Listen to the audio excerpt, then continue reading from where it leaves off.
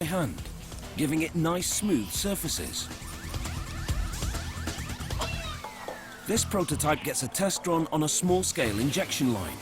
Only perfect molds make it to the factory floor. The 12 molding lines churn out Lego pieces, 36,000 a minute, that can be fed into any number of playsets. The new police dog mold is ready for its spot on the factory floor. I've been working at Lego at about 20 years. And the 15 of these 20 years I've been changing molds. So I got a little bit of experience.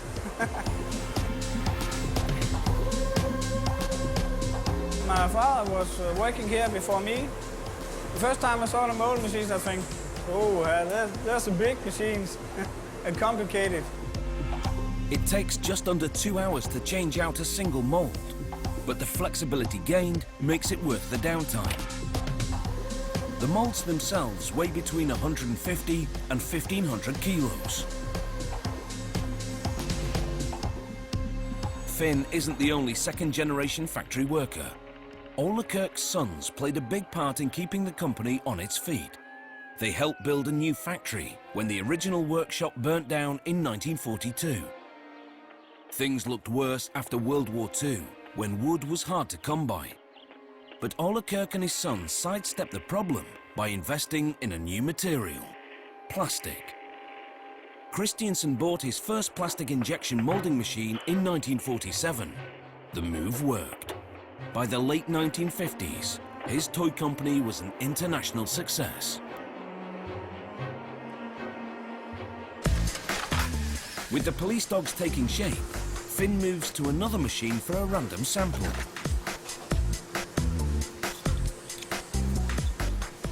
The sampled pieces ride a tube system to the quality control room.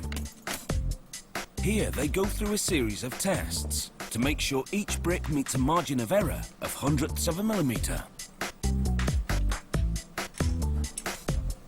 Testers check the height of the brick and the studs separately.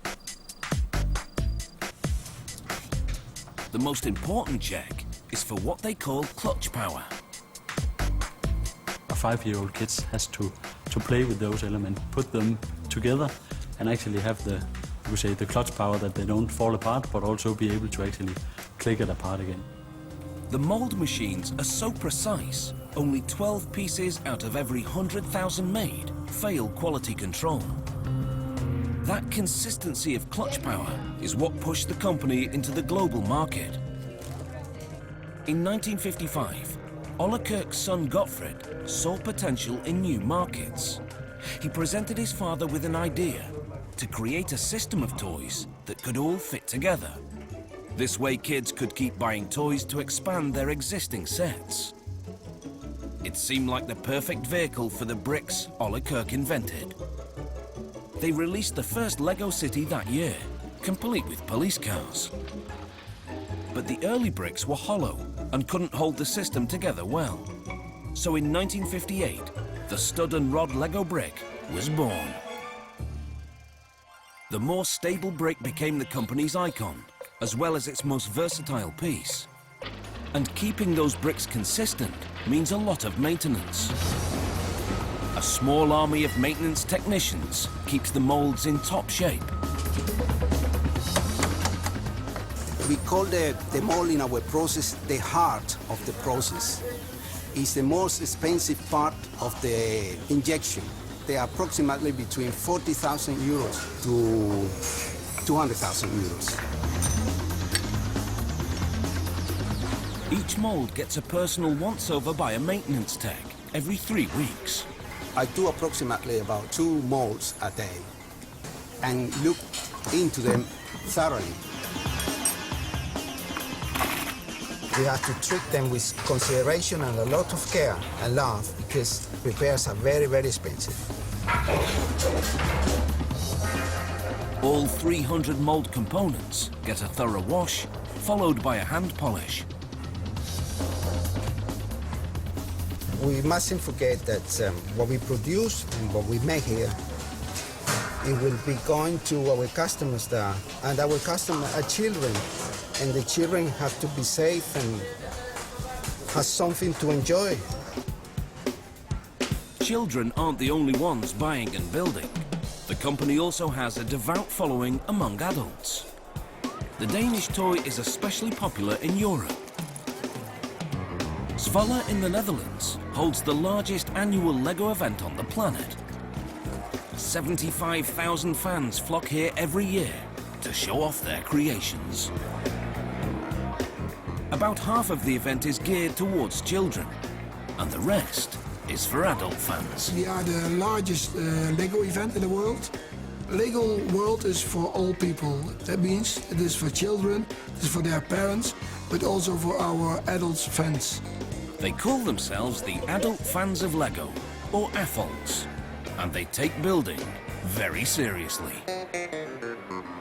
I'm not that into children, but I accept that Lego is made for children. You know, AFOLs like Lego, but it's in real life it's made for children. So I have to accept that. This is a model of the Rijksmuseum. It's the Dutch National Museum of Classic Art. There are over 300,000 bricks in this model of the Rijksmuseum. Many of the adult fans credit Lego in shaping their careers. I'm a civil engineer.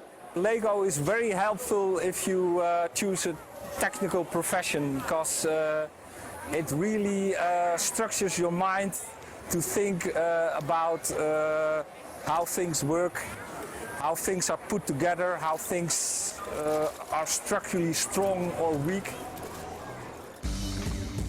But the ultimate job for any die-hard fan is back in Denmark, at the factory. Being a Lego is the only job that I've ever wanted in my whole life. Sam, the rookie designer, gets his first tour of the plant, where the police station set is deep in phase 2, moulding. So yeah, I've never even seen this before. I've only ever seen the actual finished product. There's just over 2 months left before Christmas. The perfect time to show this rookie what it really takes to get this set out of the door. It's in the process of cooling down. It's not just brains and brawn. Most of the workers doing the heavy lifting on the moulding line are more steel and plastic than flesh and bone. Lego uses a robotic fleet to move the fresh bricks.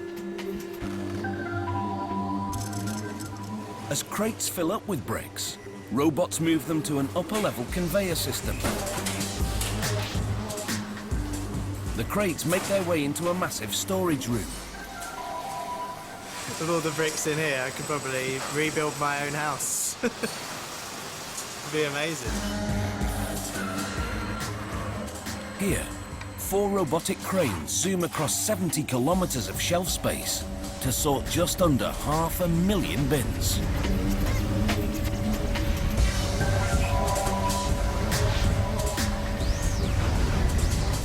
I'm the greatest admirer of the inventor of the RoboCrane. It is an amazing and hugely value-adding invention. Just seeing what it is possible to automate if we do things smart and have it highly intelligently managed just is a mind-blowing experience every time. Invention is a big part of the job at the factory. To push innovation and flexibility, it has a dedicated full-time team just for new production ideas. It's called the Concept Factory.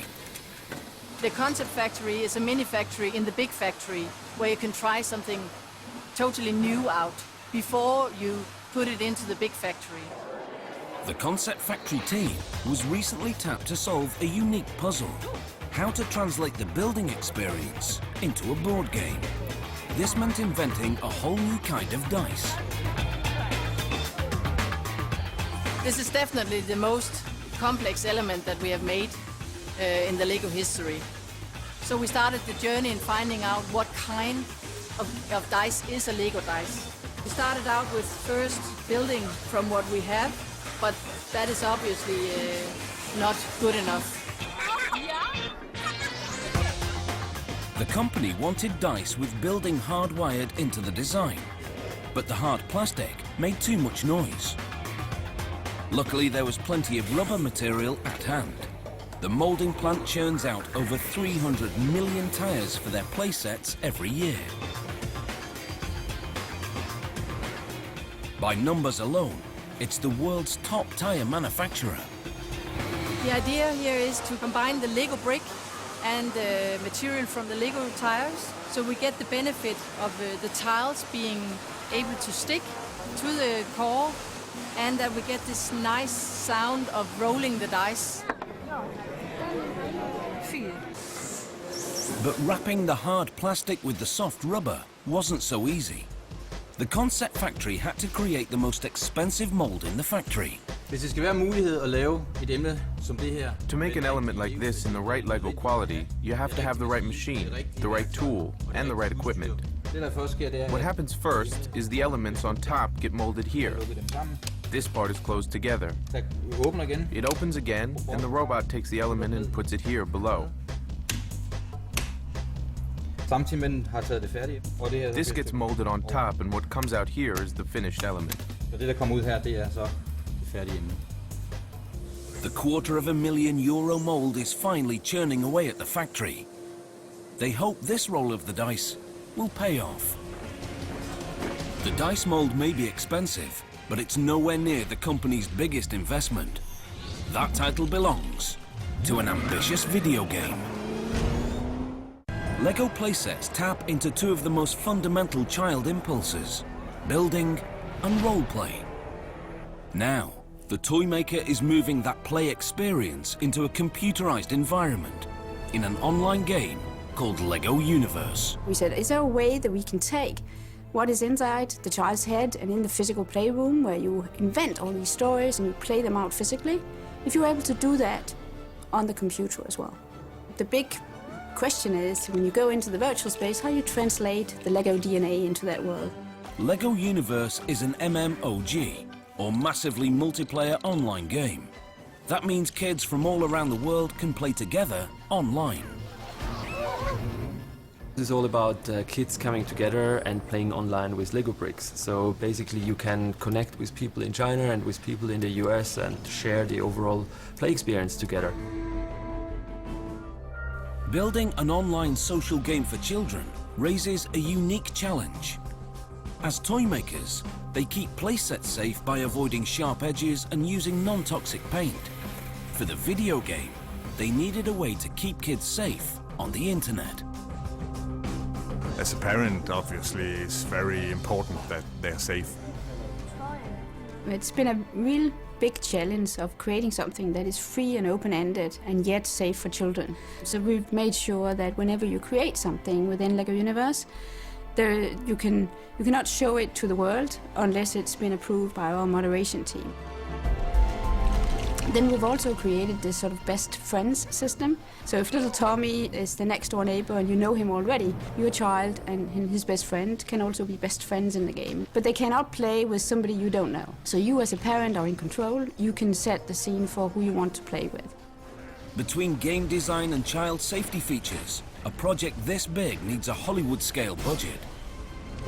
So Lego Universe was the biggest investment that the Lego Group ever did in a single product. And this is so important to us because it's like the platform for future expansion into the digital world. But even with multi-million-dollar video games and complex board games, kids still flock to the classic set. Back at the factory, the police station sets are ready for Phase 3, painting and decoration. The elements leave Billund in coloured bins and travel to the Czech Republic.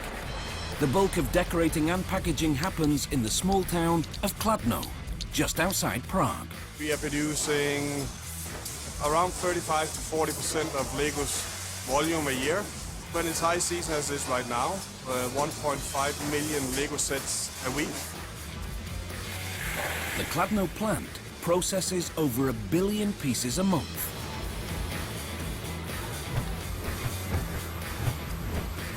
The bins pass through a sorting system and are stacked in a towering warehouse, just like Billund.